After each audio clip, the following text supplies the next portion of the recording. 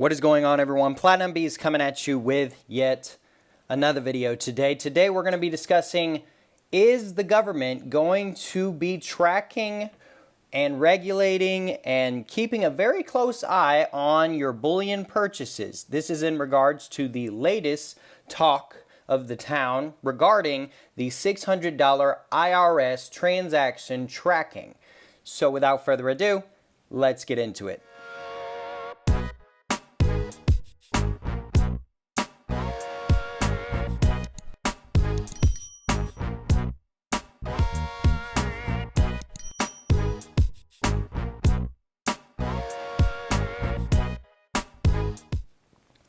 Okay, everyone, so today we're going to be talking about the new $600 limit threshold being talked about in the media across the board and how it involves precious metals. So, $600 is being touted as the transactional limit that the IRS could potentially track your movement for. So, if you, for instance, take $600 you made from selling a piece of bullion, such as this 20 pesos that is worth about $900 to $1,000, I could probably get about $900 to $1,000 for this. Now, if I were to take that money and deposit it into my bank account, that would automatically flag the IRS, and they would have to receive an explanation to me as to what's going on in that manner. Now, the problem that this creates is, if I bought this coin for 950 bucks, and I sell it for 960 bucks, I've made a $10 profit. Now, realistically speaking, most people are not going to claim that as a capital gains tax. That would be kind of silly and ridiculous. That's such a small amount of money.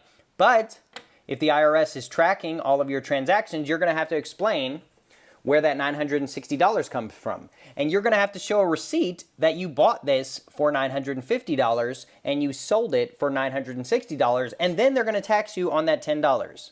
It's a big headache, and it's a just huge mess that it creates for people who buy and sell precious metals. The same goes for buying. Take, for instance, this half-ounce eagle. Right now, a half-ounce eagle costs over 600 bucks for most of the online dealers. So if you were to buy a half-ounce eagle, they're going to want to know what you spent over $600 on. They're going to see where you spent the money, and they're going to want to know what you spent it on. And when they find out that it's bullion, they're going to keep that sort of on your record, so to speak. The theory is, and the idea is. And then when you go to sell it, it just creates a whole lot of paperwork, a whole lot of headache, and a big mess for people who buy and sell bullion that costs more than $600. Now, silver is a little bit more safe in that a 1-ounce silver coin runs you about 25 to 30 bucks right now. So you can buy a decent amount of silver coins. You can't quite buy a whole tube per se, but you can buy, say, 10 ounces or something like that. So silver skates by a little bit less scathed than the more expensive metals such as platinum and gold. Now, if you ask me in my own personal opinion, I don't think this is going to pass. I don't think this is going to be implemented. And I also think the IRS kind of sucks at the job that it has already, right? The IRS is so backed up with so much stuff and so understaffed, and it's just run so horribly that I don't think they're going to have enough time to manage $600 transactions from every single American citizen. But another interesting point that I want to make in regards to the $600 transaction limit is you could see a shift in many different facets of life. Number one, you could see mattress stuffers become a thing again, right?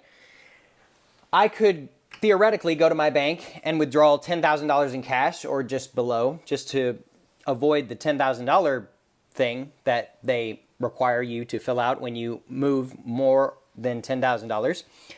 And I could just hold on to that cash, and then as I see fit, I could go and make purchases. So say I want to buy a new laptop. I'll go to Best Buy, I'll drop $1,000 on the counter, they'll give me the laptop, the IRS won't know the wiser. So we could see a new wave of mattress stuffers come about in regards to cash. So that would actually help in the cash realm, so to speak, because more and more these days, less and less people are using cash. But if the government is going to be tracking people more and more and more, chances are you might find a group of individuals who decide to go with cash over using their bank account, which is unfortunate because a lot of bank accounts and credit cards and things like that, they add cash back, and so they have incentives and things like that. But, I mean, if it boils down to having to do a ridiculous amount of paperwork at the end of the year to tell the IRS what you spent money on or how you made more or less than $600 each transaction, it would just get ridiculous. So, I don't think the government necessarily likes people stacking precious metals because this is almost like a physical form of money. A lot of people consider it that. And so this stuff can move without ever being known that it's moving. But I don't think the government likes that very much, at least not the current administration and the current people in power. And full disclosure, this video is discussing mainly American politics and American laws and regulations and things like that. I am uncertain of how other countries do it. Maybe some other countries already have this in place and that's just normal life for them. But in America, this is unheard of, right? America has been pretty lenient on reporting certain transactions. Typically speaking, the IRS only requires transactions be reported if it's $10,000 or more. And then as far as bullion, there's some minor regulations such as $10,000 face value being sold or bought and more than a certain amount as well. So if I go to my LCS and I sell over $10,000 in bullion, they're going to make me fill out a tax form. If I buy more than $10,000 in bullion, I believe the same is true, if I'm not mistaken. But nevertheless, $600 is a giant leap downward from $10,000. $10,000, most people see reasonable. $600, extremely unreasonable. Another asset and facet to this is you could see fractional bullion go up in even more popularity. A lot of people don't like stacking fractional bullion, but because pieces like this are so far below that $600 threshold, you could see this become more popular and this become much, much less popular. Less and less people are going to buy this 1 ounce platinum or larger gold pieces because they're not going to want to have to go through the trouble of explaining to the IRS, as if we owe anyone an explanation for what we spend our money on, what exactly we are spending our money on. So it's interesting stuff going on in American politics. It's interesting things being discussed, indeed.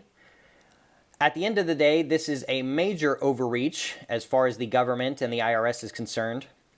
Most stackers are not too fond of the IRS, if I can make that presumption. And it makes sense as to why. People just want to make money and be able to spend their money and save their money and not have to worry about someone looking over their shoulder watching their every move. For the most part, most individuals are not trying to evade taxes. They know the rules and regulations. They know the consequences for not paying taxes. And so nobody's out here trying to just rip off the government for millions and millions of dollars. A buck here, a buck there. Most people don't worry about it or just don't want to go through the hassle of having to claim something so small and insignificant. But it looks like the IRS is wanting their money and they're wanting every penny of it. So, as unfortunate as it is, we'll have to see how things unfold. But that is a major topic going on right now in the government. And it could create a major headache for stackers, especially those who like stacking larger pieces of bullion. So that's what I have for you today, guys. It's very interesting stuff going on. Let me know in the comment section down below what your thoughts and opinions on it are. I'm sure most people are going to be very against this. Even if you're not a stacker, I can only assume most people are going to be very against this. Nobody wants to fill out a tax form when they go buy a television at Best Buy for $650. No one wants to fill that out when they go buy the new iPhone or a new MacBook or a video game console or a personal computer or anything that costs over $600. And with the rate of inflation, more and more things are costing over $600. So that $600 threshold, it's not very large, right? I mean, you could go to the grocery store and stock up for a few months and pay over $600 for groceries. It is what it is at the end of the day, and the government's going to do what the government's going to do. We just have to hope that they make the right decisions, which most of the time they don't, but it is what it is. Again, I appreciate everyone for stopping by and checking out the video today. Be sure to leave a comment in the comment section down below. Be sure to hit that like button. It really helps out the channel a whole lot. I really appreciate it when you guys do that. Be sure to hit the subscribe button so you can stay up to date with future updates on the Platinum Beast channel. With all that being said, until next time, we'll see y'all.